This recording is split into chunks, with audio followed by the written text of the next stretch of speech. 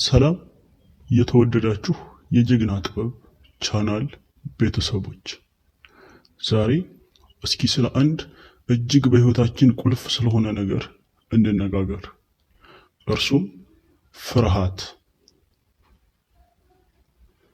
የሰው ልጅ በአንድና በተለያየ ምክንያት ስለ ፍርሃት ሲነጋገር ሲያወራ ልትሰሙ ትችላላችሁ። ፍርሃት ከየት ይመነጫል ብለን ስናስብ ፍርሃት የሚመጣው ድሮ ወይም ደግሞ በልጅነታችን አታድርግ፣ አትሁን ከሚል የተለያዩ ቃላት ሊሆን ይችላል።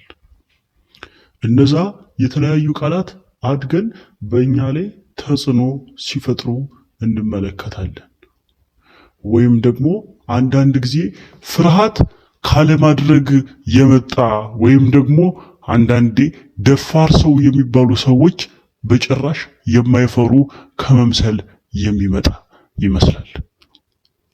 ፍርሃት ደፋር ሰዎችን ከፈሪ ሰዎች የሚለይበት አንድና ዋነኛው ምክንያት ወደ ድርጊት መግባትና አለመግባት በሚል ሁለት ነገሮች ነው።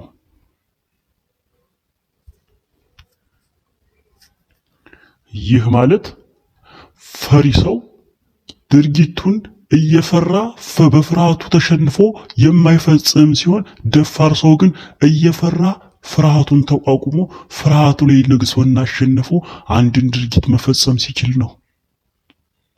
ስለዚህ ፍርሃት ማለት አለመፍራት ሳይሆን እየፈሩም ቢሆን ያን ድርጊት መፈጸም ነው ትለናለች ሱሳን ጀፈርሰን ፊል ዘ ፊር ኤንድ ዱ ኢት በሚለው መጽሐፏ። ፍርሃትን አለመፍራት ወይም ደግሞ ፍርሃት ቢሰማንም ያንን ፍርሃት ተቋቁሞ ወደ ድርጊት መግባት ከሚል የመጣ ኮንሰፕት ያዘለ መጽሐፍ እንጽፋልናለች። በዚህ መጽሐፏ ላይ የተለያዩ ነገሮችን ታነሳለች። ሰዎች የተለያዩ ፍርሃት አለባቸው። ትዳር የመያዝ፣ ስራ የመስራት፣ ራስን ችሎ የመኖር በጣም ብዙ ችግር። ነገር ግን ጀግናዬ እኔ አትፍራ ሳይሆን የምልህ ፍርሃትህን አሸንፈህ ያን የሚያስፈራህን ነገር መፈጸም ቻል ነው የምለው። ምክንያቱም አለመፍራት የሚቻለው ሰው የለምና። ሁሉም ሰዎች ፈሪዎች ናቸው፣ ሁሉም ይፈራሉ። ነገር ግን ፈሪን ከደፋር የሚለየው ደፋር ሰው እየፈራ ቢሆን ፍርሃቱን ተቋቁሞ ወደ ድርጊት መግባቱ ነው ደፋር ያሰኘው እንጂ አለመፍራቱ አይደለም። ይህንን ደግሞ አንተ ተገንዝበህ ፍርሃትህን አሸንፈህ የሚያስፈሩን ነገሮች በማድረግ ድፍረትን መለማመድ፣ እንዲሁ ደግሞ በልምምድ ውስጥ ድፍረትን ማግኘት ትችላለህ። እመነኝ፣ ከምታነባቸው መጽሐፎች ይልቅ በድርጊት የምትለማመዳቸው ነገሮች በአንተ ህይወት ላይ ትልቅ ተጽዕኖን ይፈጥራሉ። ምክንያቱም አንዳንድ ጊዜ ቃላት ብቻቸውን በራሳቸው ቁሞ የሰውን ልጅ አብሮ ሲቆጣጠሩ አትመለከትም።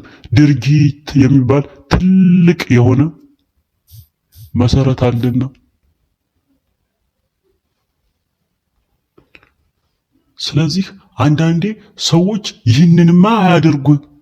ይህንንማ አያደርገውም ሲልህ ወይም ደግሞ እነዛ ሰዎች ይህን መፈጸም አይችልም ሲሉህ አንተ ተነስተህ ያን ነገር ማድረግ መቻል አለብህ። ምንም ብትፈራ ደፋር ሰው ሁሌም እንደሚፈራ ማሰብ አለብህ። ነገር ግን ድፍረቱን አሸንፎ ድርጊቱን ማድረጉ ነው ደፋር የሚያሰኘው ብያለሁ። ስለዚህም አንተ አያደርግም አይፈጽምም የሚሉውን ነገር በመፈጸም ባለመገመት ድፍረትህን ልታሳይ፣ እንዲሁም ደግሞ አንተ ፍርሃትን አሸንፈ ድፍረትን መለማመድና እንዲሁ ድፍረትን አንኮንሺየስ የሆነው ማይንድህ እንዲመዘግበው ወይም ደግሞ አንኮንሺየስ የሆነው ማይንድህ እንዲለማመደው ልታደርገው ይገባል። በዛ ፕሮሰስ ውስጥ ነው ድፍረት የሚባል ወይም ደፋር የሚባል ማንነትን ልታገኝ የምትችለው። በየትኛውም አጋጣሚ በየትኛውም ሁኔታ የሚሰማህን በመናገር ድፍረትህን ለሰዎች ልታሳይ ትችላለህ። ያንን ነገር እኮ መናገርህ በእነዛ ሰዎች ፊት ሊያስፈራ ይችላል ከመናገርህ በፊት። ነገር ግን ፍርሃትን ተቋቁመህ ወይም ፍርሃትን አሸንፈህ ያችን ቃል ባወጣት በዛች ቅጽበት ነው አንተ ድፍረትን ልትላበስ የምትችለው እንጂ እያሰብክ ዝም ስላልክ ወይም ደግሞ ማውራት ያለብህን ከማውራት በመቆጠብህ ፍርሃትን ወይም በፍርሃትህ እረኛ ወይም እስረኛ ለእርሱ ባርነት እንደተሰጠህ አድርገህ ራስህን ልትቆጥር ትችላለህ። ምክንያቱም ያንን ቃል ባለመናገርህ ህሊና ይወቅሳል ወይም ደግሞ አእምሮህ ፈሪ እንደሆንክ ወይም ደግሞ መናገር እንደማትችል ለአንኮንሺየስ ማይንድህ ይነግረዋል። በዛ ሰዓት ደግሞ አንተ ያን ልምድ ታደርግና ፈሪነትን ትላበሰዋለህ ልክ እንደ ካባ። የድፍረትን ካባ መላበስ የምትፈልግ ከሆነ ግን የፈሪነት ካባህን አውልቀህ የሚያስፈራህን ድርጊቶች እየፈራህም ቢሆን በማድረግ ድፍረትን ወይም የድፍረትን ካባ ልትጎናጸፍ ትችላለህ። ያውም ደግሞ የማይወልቅ በየትኛውም የመወዛወዝ ወይም የመነቃነቅ ማንነት ውስጥ ልትጥለው የማትችለውን የድፍረት ካባ ትላበሰዋለህ። መቼም ልታወልቀው የማትችለውን የምትተማመንበትን ሰውነትህም ደግሞ አምኖ የተቀበለውን ያ ማንነትህን ትላበሰዋለህ። ያን ማንነት ደግሞ መቼም ቢሆን አውልቀህ አትጥለውም። በድፍረት ውስጥ የተለያዩ ብዙ በረከቶችን ልታገኝ ትችላለህ። ነገር ግን ደፋር ባለመሆነ ያጣቸው ብዙ በረከቶች አሉ። በጣም ብዙ፣ እጅግ በጣም። ኃላፊነት መውሰድ የተባለውን በረከት ባለመድፈርህ ወይም ደፋር ባለመሆንህ ተነጥቀኸዋል፣ ተነፍገኸዋል። ካንተ ከማንነትህ ኃላፊነት የሚባለውን ትልቅ የሆነ በረከትን ከማንነትህ ቀንሰው ወይም አጉልኸዋል። ይህ ደግሞ በወንድነት ቋንቋ ኃላፊነት እጅግ በጣም በተፈጥሮ የተሰጠው ታላቁ በረከት ነው። ያንን በረከት አንተ ለሰውነት ነፈከው። በምን? በፍርሃትህ፣ ፈሪ በመሆንህ።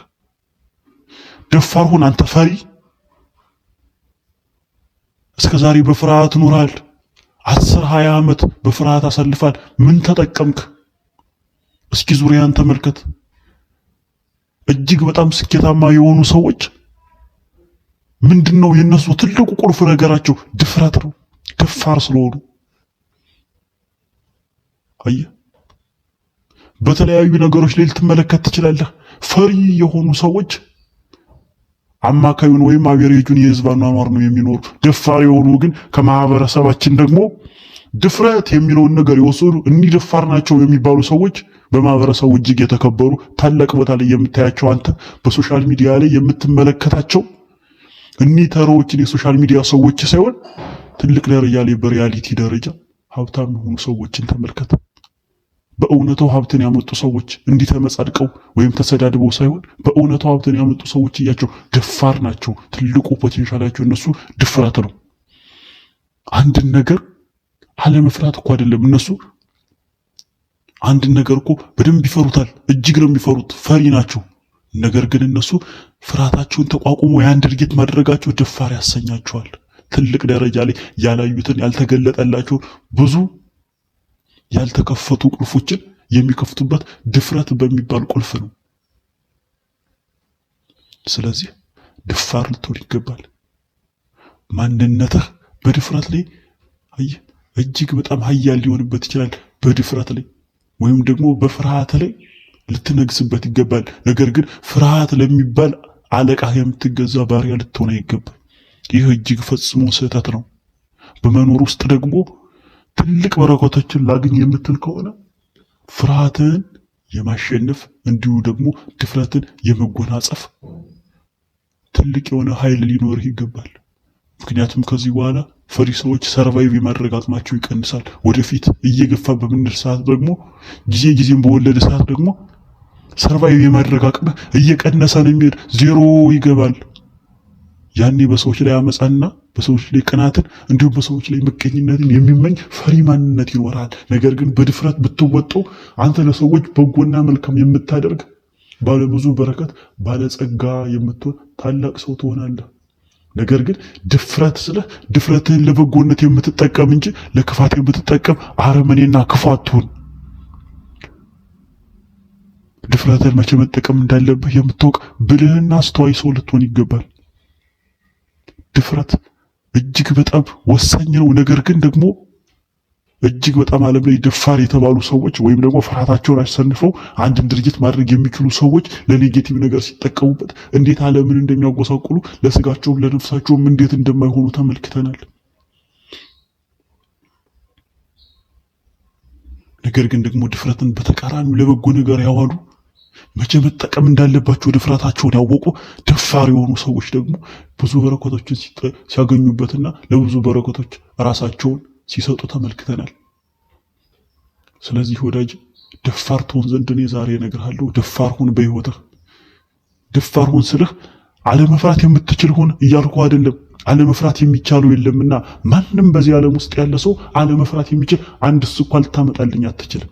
ሁሉም ሰው ይፈራል። ሁሉም ሰው ደግሞ መፍራት የሚባል ጸጋ በውስጡ አለ። ነገር ግን ያንን በረከቱን መቼ ፈርቶ መጠቀም እንዳለበትና መቼ ደግሞ ደፍሮ መጠቀም እንዳለበት የሚያውቅ ሰው መሆን መቻል አለብህ። እንዴ ደፋር ሁን ስልህ እኮ አንድ ትልቅ መኪና እየተምዘገዘገ በአስፋልት እየመጣ ከፊቱ ቁም ማለት አይደለም። ይህ ደፋርነት ሳይሆን ቂልነት ነው። ደፋር ሁን ማለት ኃላፊነትን ውሰድ። መቼ መናገር ያለብን የምትፈልገውን የምትናገር ሁን። ለቤተሰቦችህ እንዲሁ ለምትወዳቸው ሰዎች ቋሚ ጠበቃ ሁን። ኢቭን ቢሳሳቱ እንኳን ለነሱ መወገን ግድ ይላል። ምክንያቱም ስጋዎች ናቸውና ቤተሰብ ስለሆኑ። ያን ድፍረት ደግሞ አንተ የሚጋባብህ ወይም ደግሞ ሰዎች መንገድ ላይ ጓደኛህን እየሰደቡት አንተ ዝም የምትል ሰው መሆን የለብህም። መጣላት እንኳን ተጣላ ባልልህ ተገዳደል እንኳን ባልልህ፣ ነገር ግን ጓደኛህን ፕሮቴክት ልታደርጉ ይገባል። ወይም ደግሞ የምትወዳቸውን ወንድም እህት ሊሆን ይችላል። ያ ኃላፊነት ይባላል።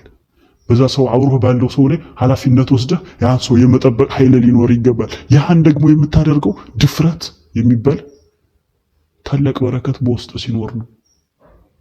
መፍራትን ማሸነፍ ስትችል ነው። የፍርሃትን ካባ ስታወልቅ፣ የድፍረትን ካባ ስትጎናጸፍ ያን ማድረግ ትችላለህ። ከዛም ብዙ ያልነገርኩ ብዙ ነገሮች ታደርጋለህ። ወዳጅ ዛሬ እኔ አትፍራ እልሃለሁ። ደፋር ሁን። መፍራትን አሸንፈው። ውስጥህ ቢፈራ እንኳን ውስጥህ የማይፈራ ማንም የለምና ውስጥህ ቢፈራ እንኳን ፍርሃትን የምታሸንፍ መድፈር የምትችል ታላቅ ሰው መሆን ይገባሃል። እርሱን ነው የምነግርህ። አብራኝ ስለቆየህ እጅግ ነው የማመሰግነህ። ቻናላችን ከተመቸህ ሰብስክራይብ አድርግ። ዛሬ አንድ መጽሐፍ ልጠቁምህ ታነበው ዘንድ ሱዛን ጄፈርሰን የጻፈችውን ፊል ዘ ፌር ኤንድ ዱ ኢት የሚለውን መጽሐፍ አንብበው። ለህይወትህ እጅግ ይጠቅማል።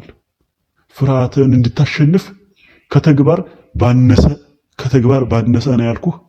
በቃላት ደረጃ አንተን ሊያሰለጥን የሚችል ቆንጆ መጽሐፍ ነው። እንድታነበው ጋበዝኩህ። ቻናላችን ሰብስክራይብ ማድረግህን አትረሳ።